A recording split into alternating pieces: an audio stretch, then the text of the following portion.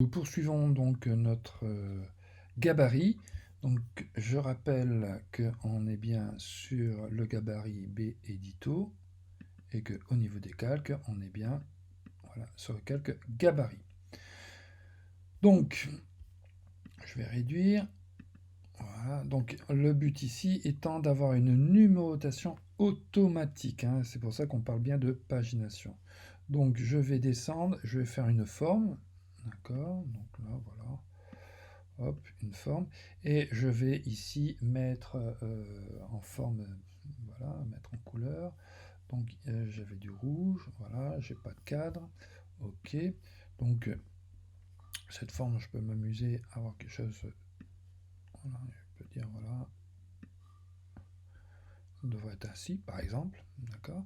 Et je vais entrer du texte dedans. Donc j'entre dedans, bien sûr, ce sera pour ma numérotation.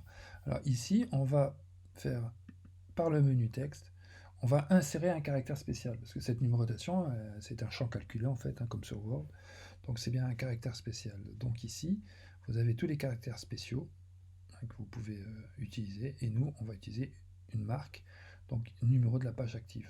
D'accord? Donc ici, numéro page active. Ok. Alors, je vais zoomer, et on s'en rend compte qu'il nous met la lettre B. Je rappelle que la lettre B correspond à B édito. Voilà, donc ça c'est important. Alors bien sûr, je vais faire un petit peu de mise en forme. Donc ici on avait mis du Futura.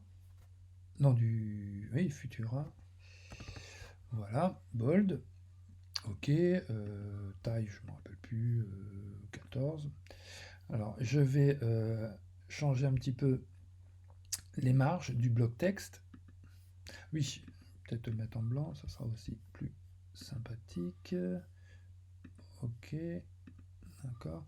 On peut mettre du texte derrière. Bon, par exemple, on va rajouter page. Voilà, par exemple.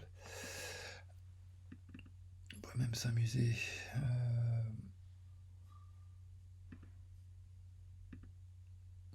Tout simplement. Alors, je vais garder l'alignement à gauche, d'accord, qui est par défaut. Par contre, je vais option bloc texte. Je vais, et vous allez voir par la suite, c'est important, parce que je dois toujours, si vous voulez, déborder un petit peu mon bloc, puisque je veux qu'il soit rouge jusqu'au bord du papier. Donc pour l'imprimeur, quand il va découper le papier, il faut vraiment que la couleur dépasse. Donc j'ai automatiquement, bien sûr, mon texte qui dépasse. Donc ici, sur la marge intérieure du bloc, ici, c'est... Voilà, je vais uniquement mettre une distance à gauche que je vais remettre, bon, je vais arrondir à 20, que je vais remettre à droite. Et vous allez comprendre pourquoi par la suite. Ok. Donc cela est fait. Alors bien sûr, je peux mettre je vais peut-être mettre une petite marge au-dessus, parce que c'est vrai que ça colle. Alors je reviens sur option du bloc texte, d'accord, donc j'ai mis 20, et en en-tête, voilà, je vais prendre l'aperçu, je vais rajouter un petit peu, voilà, ok. Donc je dois avoir le numéro de page à gauche et le numéro de page à droite. Donc je fais un copier-coller, CTRL-C, CTRL-V, voilà, et je vais, alors regardez bien, c'est assez magique. Non, j'ai oublié une chose, bah oui, j'ai oublié le principal, donc je reviens dans mon texte, et ici, voilà, j'ai l'alignement. Et vous avez ces deux alignements, vous voyez, vous avez un trait sur le bord de l'alignement. Donc soit j'aligne à gauche, soit j'aligne à droite, d'accord? Et ça, c'est important. Donc c'est pas un alignement standard, c'est bien un alignement par rapport au dos du document. Donc ici, je suis à gauche, ok. Donc maintenant, je peux faire le copier-coller, CTRL-C, CTRL-V, et c'est là où c'est magique. Quand je vais passer sur l'autre page, vous allez voir que le numéro va passer de l'autre côté. Et c'est automatique, d'accord? Donc vous comprenez pourquoi j'ai mis ici, sur l'option du bloc texte. Voilà, gauche et droite, la même dimension. Voilà, bon, si vous l'avez oublié, c'est pas grave, hein, vous n'avez plus qu'à le remettre. Donc ici, bien sûr, je refais mon alignement, voilà. Donc je dois être à peu près, donc je prends les deux, voilà, alignement, et je descends. Donc je vérifie, c'est bien par rapport à la sélection, et je mets au plus bas. Voilà. Ok. Donc voilà ici pour la numérotation. Alors, j'enregistre, CTRL S. Nous allons vérifier, bien sûr, que cela fonctionne correctement. Donc ici déjà W, est-ce que ça me convient ou pas au niveau de la mise en page? D'accord, je peux encore faire des petites modifications. Je dis, ah bah tiens, voilà, ça, je repasse en W. J'aimerais mieux, voilà, voir comme ceci.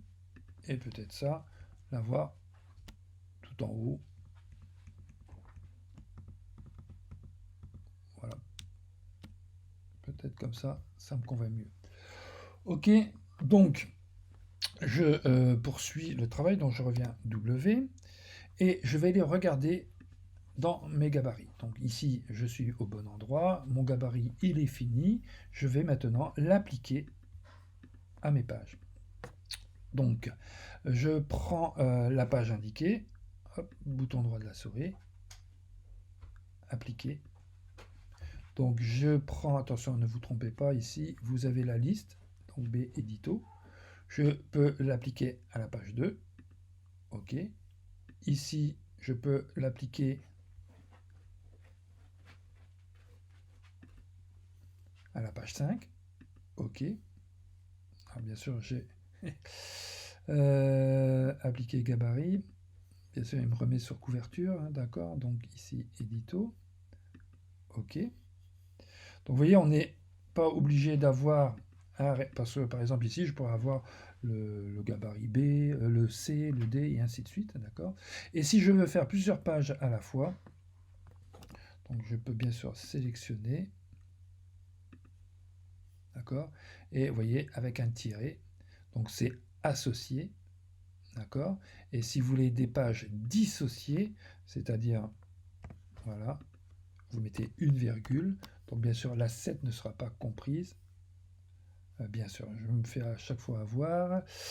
Voilà, c'est pas couverture, c'est édito, 7, 6 et 7. Donc on va mettre virgule 8. Ok, je valide. Donc, vous voyez ici. Donc voilà, hein, on peut s'amuser à réaffecter. Imaginez un document de 30 pages. Vous avez ici, alors je repasse en vision ici sur mon mon document. Et ici, j'ai bien, je vais faire W, je vais réduire. Vous voyez, j'ai bien la page 2. Alors, il faut que je revienne ici sur mon chemin de fer. Donc ici, voilà, j'ai bien ici la page 5, et ainsi de suite, d'après mon chemin de fer. Donc tout ça, ça fonctionne correctement. Donc bien sûr, là, on va faire un peu plus rapide. On va voir comment dupliquer ce premier gabarit pour les autres par la suite.